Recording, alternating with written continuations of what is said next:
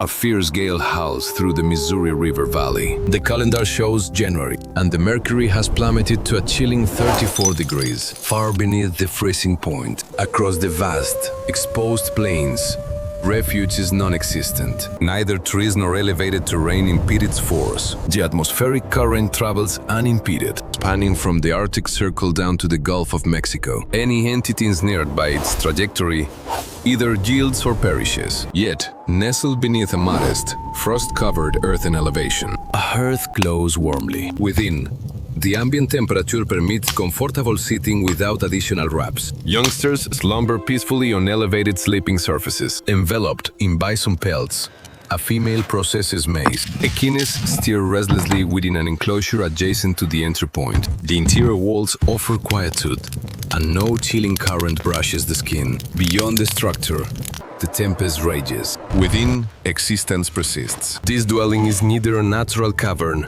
nor an unforeseen geological occurrence. It represents an expertly constructed earth lodge, a construction crafted by the Mandan, Hidatsa, and Arikara communities inhabiting the northern plains, approximately 800 kilometers to the west. Within the mountainous terrain of the British Columbia Plateau, a distinct group, the interior Salish, climbed down a notched ladder via their dwelling's roof and entered the comforting warmth below. These are subterranean pit dwellings excavated deeply into the earth, topped with timber and earth. Both constructions address an identical challenge. Should the atmosphere itself turn deadly, one does not contend with it.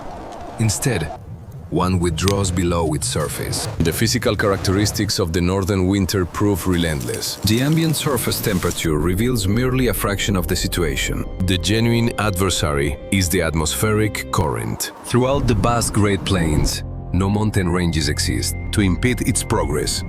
The terrain extends flat for 1,600 kilometers. Furthermore, the jet stream channels Arctic air towards the south at velocities that transform mere cold into an incisive force. When temperatures plummet to minus 30 degrees Celsius, la piel expuesta se congela en menos de un minuto. A 40 grados bajo cero, el metal se vuelve quebradizo. El aliento se cristaliza antes de salir de la boca. Para un pueblo nómada, la solución es la movilidad. El tipi puede desmantelarse, trasladarse y volverse a montar en cuestión de horas.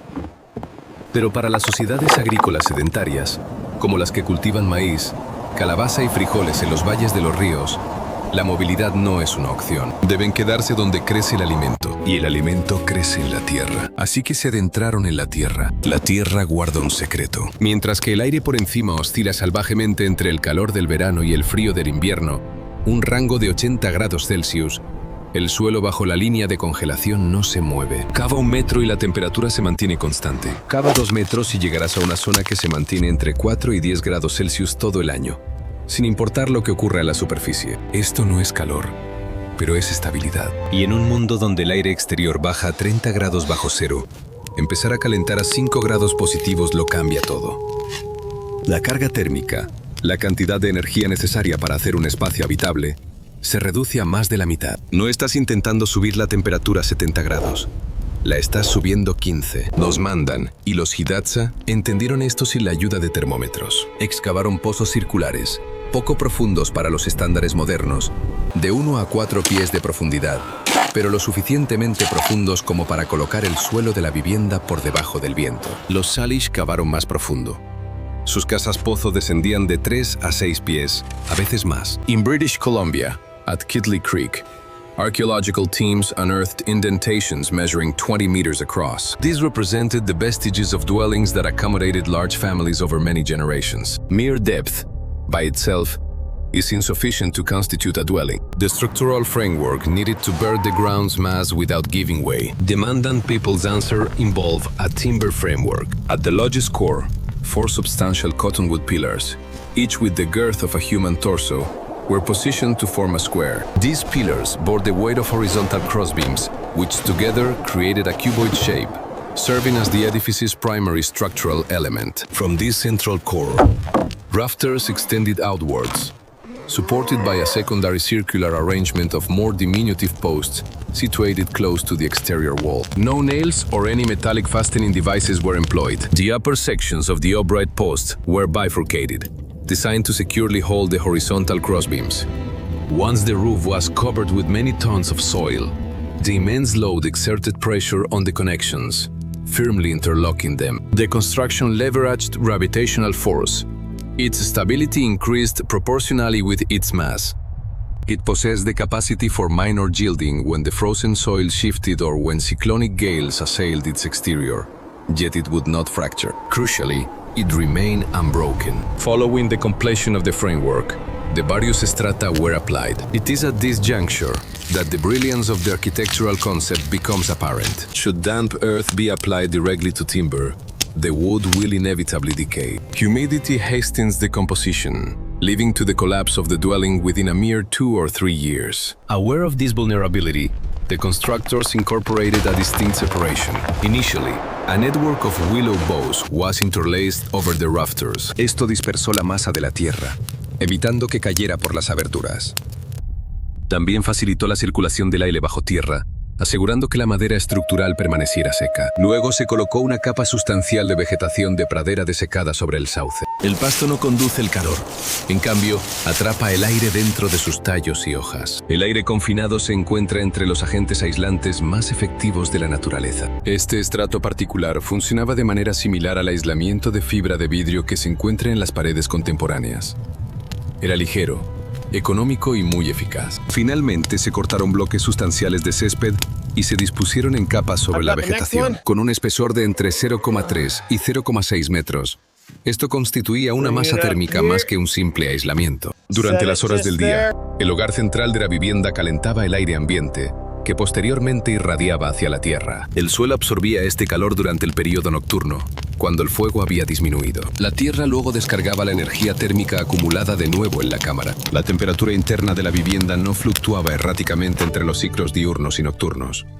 En cambio, se estabilizaba. La tierra exhalaba calor. Durante la temporada de verano, el césped se convirtió en un techo verde y funcional. La vegetación florecía en su superficie, con raíces entrelazando el suelo, inhibiendo así la degradación. La lluvia era repelida en lugar de ser absorbida. Durante los meses de invierno, la nieve se acumulaba en el tejado, aportando una capa aislante adicional. La vivienda se transformó en una loma, haciéndola indistinguible de la topografía circundante. Sin embargo, una cámara cerrada que contiene fuego presenta un peligro letal. Los humos deben salir, mientras que el aire ambiente debe entrar. Y este intercambio vital debe ocurrir sin permitir la entrada de aire gélido. Las tribus de las llanuras resolvieron esto con un túnel de entrada extendido. El túnel era bajo y estrecho, a veces cubierto con pieles o una estructura secundaria. Cuando una persona entraba, se agachaba y se movía por un pasaje que separaba el viento del interior. El aire frío es pesado. Se hundía hasta el suelo del túnel y allí se quedaba. No se precipitaba hacia la habitación principal. Dentro, el fuego ardía en el centro de la cabaña. El aire caliente subía de las llamas y se acumulaba en la cima del techo abovedado, donde un orificio circular para el humo se ventilaba hacia el cielo. Esta columna ascendente de calor creaba succión, una zona de baja presión a nivel del suelo. La baja presión atraía aire fresco del túnel de entrada hacia la cabaña. Una pared deflectora colocada entre el túnel y el fuego obligaba al aire entrante a dividirse y viajar alrededor del perímetro de la habitación. A medida que se movía, absorbía el calor radiante de las paredes de tierra. Y para cuando llegaba al fuego, ya no estaba helado. Alimentaba las llamas sin enfriar a los ocupantes. Esto es convección. El fuego no solo calienta el aire, lo bombea. La cabaña respira. En la meseta, los Salish adoptaron un enfoque diferente. Sus casas pozo no tenían puerta a nivel del suelo. La entrada principal era a través del techo. A notched log ladder descended from the smoke hole at the peak, and men climbed down into the warmth. At first, this seems unbelievable. Why force people to climb in winter when ice makes every surface treacherous? Why not build a simpler door? Because a door is a thermal wound. Every time it opens, cold air rushes in along the floor, and warm air escapes through the top of the opening. This is the stack effect, and it works against you. A ground-level door in a heated structure is a constant source of heat loss. The roof entry eliminates this. Hot air rises and pulls at the peak of the house. When someone climbs the ladder, they descend through the heat. They do not displace it. Cold air cannot enter the smoke hole because the rising warm air creates an upward pressure. The hole acts as a valve. It lets smoke out, but resists the inflow of cold. There is another advantage. In the mountains of the plateau, Snow can accumulate to depths of several meters. A ground-level door would be buried. The builders would have to shovel constantly just to enter and exit. A roof entry is always above the snowpack. It is always accessible. The ladder was more than a mere stairway. It was often sculpted and sometimes painted to embody the protective spirit of the dwelling. Its descent was a symbolic act, representing a return to the earth's nurturing embrace. Conversely, its ascent signified a rebirth into the world above. This ladder served as a conduit, linking the subterranean realm, the terrestrial surface, and the celestial expanse. Fashioned from timber, it represented the central axis of the cosmos. Within both structures, daily life revolved around the presence of heat. The coolest air in any enclosed space invariably settles at the lowest point. Recognizing this principle, the constructors elevated the sleeping platforms. Sleeping arrangements were built along the lodge's outer edge, featuring wooden frameworks covered with bison hides and furs. Frequently, a canopy made from animal hide was suspended over the bed, creating a small tent within the larger room to trap body warmth. This arrangement fostered a localized warm environment, allowing individuals to sleep comfortably even when the fire's embers were low. The hearth's blaze required continuous tending. Poplar wood was the favored combustible material, as it burned cleanly and generated minimal fumes. Sun-cured driftwood, stripped of its bark, proved to be an even superior option. Unseasoned wood would merely smolder, saturating the dwelling with carbon monoxide, a silent, unseen, lethal agent. The elevated, arched ceiling facilitated the accumulation of smoke and noxious vapors well above the occupant's living level. This provided the inhabitants with a protective layer of fresh air near the floor, though the tolerance for error was minimal. Should the smoke vent be excessively sealed during a snowstorm, concentrations of carbon monoxide might escalate.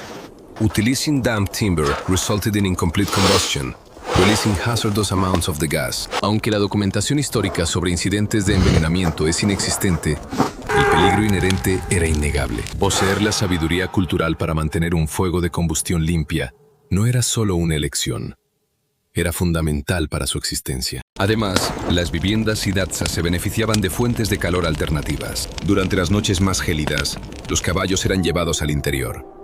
Un caballo en reposo genera típicamente entre 4.4 y 586 vatios de energía térmica cada hora. Esta producción es comparable a la de un calentador eléctrico de 500 vatios. Tener 3 o 4 caballos encerrados cerca de la entrada proporcionaba una producción constante de 1.5 a 2 kilovatios de calor. Esto estaba lejos de ser insignificante. Aumentaba el fuego principal y disminuía la cantidad de madera necesaria para la combustión. Este mismo enfoque es observable en otras culturas que habitan regiones gélidas. Los nórdicos mantenían su ganado dentro de sus casas largas. Los agricultores en Suiza residían directamente encima de sus establos. El calor generado por los organismos vivos no cuesta nada y está perpetuamente disponible. La construcción de estas viviendas representó un notable logro logístico. Transportar muchas toneladas de tierra sin implementos metálicos exigía una considerable inventiva. El principal instrumento para excavar la tierra era la escápula, específicamente el omóplato de un bisonte o alce, fijado a un mango de madera. Este hueso posee una anchura inherente. Al ser delgado y ligero, corta el césped y la tierra no consolidada más fácilmente que una pala de madera. Se emplearon palos reforzados con fuego para desalojar piedras y penetrar capas de suelo compactado. Cestas de mimbre tejidas, transportadas a la espalda, servían para llevar metros cúbicos de tierra desde la excavación hasta la estructura del techo. La tarea más ardua implicaba talar las vigas de soporte de álamo. Hachas de piedra, manejadas a mano, retiraban gradualmente material del tronco del árbol, pieza a pieza. Talar un solo árbol a menudo consumía varias horas. Con frecuencia, los constructores permitían que los castores realizaran esta tarea. Localizaban árboles que los animales ya habían derribado y luego los transportaban al lugar de construcción. Alternativamente, esperaban la primavera, cuando el río desbordaba sus orillas, transportando troncos flotantes a lo largo de su curso. El ingenio era un componente integral de sus métodos de construcción. El momento preciso de la acción tenía una importancia primordial. Cavar en la tierra era imposible durante los meses de invierno. La tierra solidificada posee una densidad mayor que el hormigón. Las actividades de construcción tenían lugar a finales del verano o en otoño, cuando el suelo estaba árido y maleable. Al inicio del invierno, el techo se congelaba por completo. El césped se transformaba en una cubierta protectora de tierra congelada, impenetrable para las ráfagas de viento o la nieve que caía. Las temperaturas gélidas conferían una robustez adicional al edificio. Si era necesaria una excavación urgente en invierno para un pozo de almacenamiento o un lugar de entierro, el método empleado era encender un fuego. Se encendía un fuego considerable sobre la tierra solidificada. El calor derretía los pocos centímetros superiores. El barro ahora maleable se retiraba y el fuego se restablecía dentro del hueco excavado. Gradualmente, en estratos sucesivos, la excavación se profundizaba. El proceso era prolongado y carecía de eficiencia, pero resultó efectivo. Las viviendas no eran construidas únicamente por individuos masculinos. Para los pueblos Mandan e Hidatsa, la cabaña de tierra era propiedad exclusiva de las mujeres. La vivienda misma era posesión de la matriarca del hogar. Ella era propietaria del terreno que ocupaba y de las áreas de jardín circundantes, y contrataba los servicios de una constructora experimentada, cuya pericia en construcción había sido heredada a lo largo de muchas generaciones. Mientras los hombres contribuían a las arduas tareas físicas, la visión arquitectónica, la supervisión y el poder de decisión final residían únicamente en las mujeres. Lejos de ser meramente simbólico, este arreglo significaba una autoridad económica y social tangible. Esta vivienda funcionaba como el centro neurálgico de todos los emprendimientos productivos. Dentro de sus muros, las mujeres procesaban pieles de animales, confeccionaban calzado, molían maíz y fabricaban vasijas de cerámica. Las áreas de jardín cultivadas producían el sustento esencial que alimentaba a toda la comunidad. Fosas de almacenamiento subterráneas debajo del suelo conservaban las provisiones excedentes, asegurando su supervivencia durante el periodo invernal. Dentro de una estructura social matrilineal, la cabaña servía como la encarnación tangible de esa línea ancestral. Todo el proceso de construcción se orquestaba mediante festines comunitarios. La maestra constructora proporcionaba sustento y provisiones, incluyendo pieles de animales preparadas y carne deshidratada, a todos los que contribuían con su trabajo. Abundantes recursos calóricos se transformaban eficazmente en propiedad tangible. La mujer capaz de organizar el festín más extenso podía, en consecuencia, reclutar la mayor fuerza laboral. Las riquezas no se acumulaban, sino que se diseminaban, resultando en un edificio robusto diseñado para perdurar por un periodo de 10 a 15 años. Una vez que la cabaña mostraba signos de deterioro, con las vigas del techo caídas o los postes de soporte deteriorados, era desmantelada ceremonialmente. Los 4 postes principales, creídos como moradas espirituales, eran reconocidos con reverencia antes de su extracción. Los materiales constituyentes eran frecuentemente reutilizados, reiniciando así todo el ciclo. Estos tipos de construcciones no se limitaban únicamente a Norteamérica. Las leyes físicas del frío son universalmente aplicables, y las adaptaciones humanas a las condiciones gélidas exhiben patrones comunes. Siberia presenta la Semlianka, una vivienda parcialmente excavada en la tierra. La civilización Jomon del antiguo Japón construyó viviendas de foso, con suelos pavimentados con piedra, cubiertas por un techo de troncos y recubiertas de césped. Sus métodos de construcción se adhirieron a principios fundamentales idénticos. Poseyendo una mayor capacidad térmica que el suelo, la piedra absorbía más calor de la chimenea central, irradiándolo durante toda la noche por un periodo prolongado. Los habitantes nórdicos de Escandinavia erigieron casas largas de turba, con paredes que medían 2 metros de espesor. El ganado se alojaba en un extremo, mientras que los residentes humanos ocupaban el extremo opuesto. El calor generado por los animales migraba naturalmente hacia las secciones residenciales, ofreciendo una forma de calefacción pasiva. Aunque los materiales de construcción y las manifestaciones culturales variaban, la lógica fundamental seguía siendo precisamente la misma. Excavar en el suelo, aprovechar la masa térmica, regular la circulación del aire e incorporar elementos biológicos. Dentro de la cabaña de tierra, las rutinas diarias de existencia se centraban alrededor del hogar. La abertura para el humo en el ápice también servía como un dispositivo de seguimiento solar del tiempo. El ángulo de entrada del sol en la cabaña cambiaba estacionalmente, indicando así los equinoccios y solsticios. Lejos de ser meramente decorativo, este mecanismo funcionaba como un reloj preciso, dictando los ciclos agrícolas, las cosechas y las observancias rituales. La conservación de los alimentos tenía una importancia primordial. Fosos de almacenamiento en forma de campana, situados debajo del suelo de la cabaña o inmediatamente adyacentes, contenían las provisiones para el invierno. Estas cámaras subterráneas se estrechaban en su abertura y se ensanchaban en su base, y estaban revestidas con hierba y piel de animal para repeler la humedad. Su contenido incluía maíz deshidratado, legumbres, calabazas y pemmican, una preparación de carne machacada, grasa derretida y bayas. Los puntos de acceso estaban camuflados bajo tablones del suelo o tierra protegiendo los almacenes tanto de merodeadores como de alimañas. La temperatura subterránea constante funcionaba como un sistema de refrigeración natural, manteniendo la frescura de los alimentos durante varios meses. La estructura del techo de la cabaña funcionaba como un área comunal elevada. En días soleados, las familias ascendían a la cima llana para reuniones comunitarias. Desde allí podían observar el asentamiento y presenciar ritos sagrados. Toda la comunidad se transformaba en un teatro al aire libre escalonado,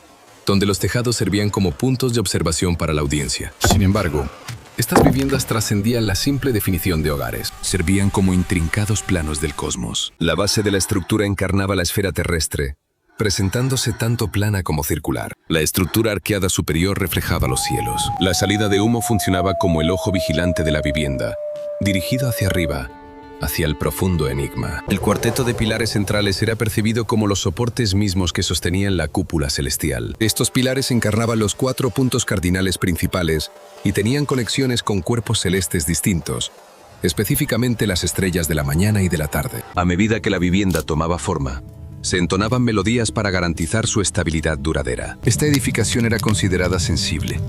Poseía un espíritu, y ese espíritu requería veneración. Este concepto no nace de la mera superstición.